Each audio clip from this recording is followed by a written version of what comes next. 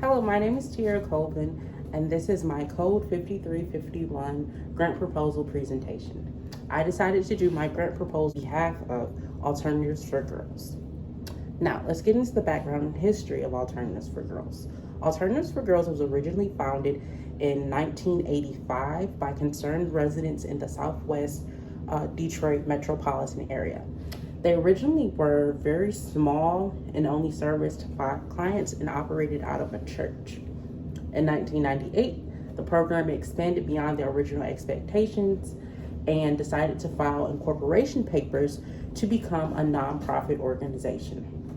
And they began to add different services beyond homeless recovery. Now, in 2022, Alternatives for Girls is a multi-service program that services thousands of at-risk youth and young women within the Metro Detroit area.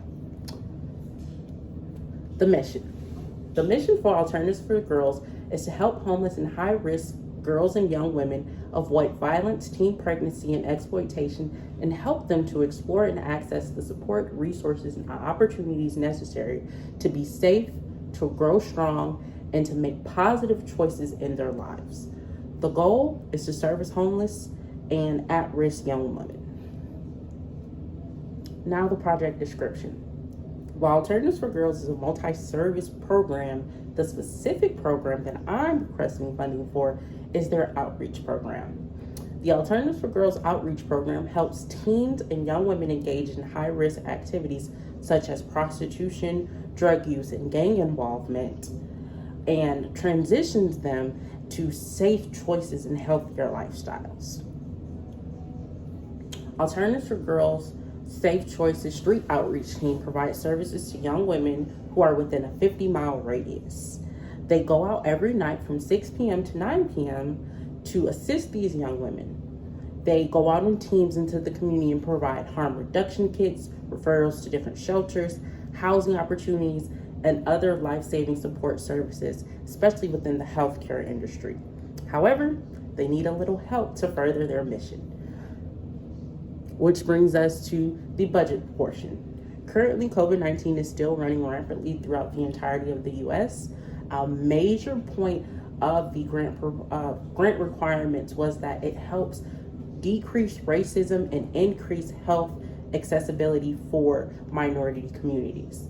Currently, Alternatives for Girls utilizes COVID-19 test kits for those who don't have access to other fair forms of health care.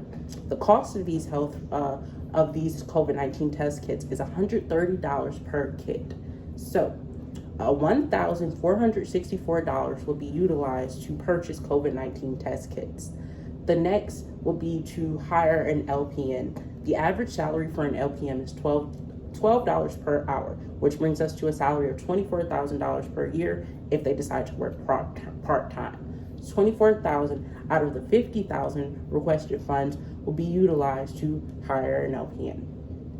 $5,000 will be utilized for hygiene kits. Hygiene kits items that are included in the hygiene kits are Vaseline, toothbrush, toothpaste, sanitary napkins, etc. $4,500 of the $50,000 would be utilized for indirect costs such as transportation costs, gas, maintenance, etc. The timeline. The first payment, if granted, is set to disperse January 1st, 2023, and the full payment amount is expected to be received by December of 2023. January 2nd, we will immediately begin seeking an LPN to work alongside the outreach team. When the second payment is dispersed, we will use half of that to supplement the LPN salary, and the remaining balance is to begin purchasing COVID-19 testing kits. When the third payment is dispersed, we will finish purchasing COVID-19 testing kits and begin purchasing items for hygiene kits. The final payment will be utilized for indirect costs.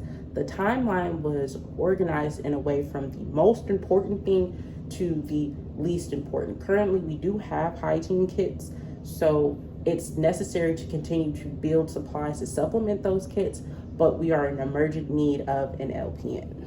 Goals and objectives. There are 2 major goals for the street outreach program and specific objectives within each of these goals. The first goal is to reduce the number of vulnerable young women who don't have access to healthcare services. The objective within this is, one, to act as a pipeline or liaison between young women who are homeless and vulnerable and in need of healthcare services.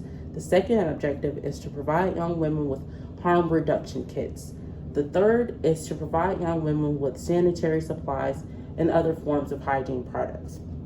These are all essential because a major part of the grant is helping to connect at-risk or vulnerable people with healthcare services. And that's a major goal for this organization. The second goal is to reduce the amount of young and vulnerable women experiencing homelessness. The first objective tied to this goal is to get women connected and referred to permanent housing shelters. The second is to provide educational courses on how to maintain housing once acquired. And that brings us to the end of the presentation. Any questions or concerns can be emailed to me. My email address is ccolon1@pvamu.edu. Thank you.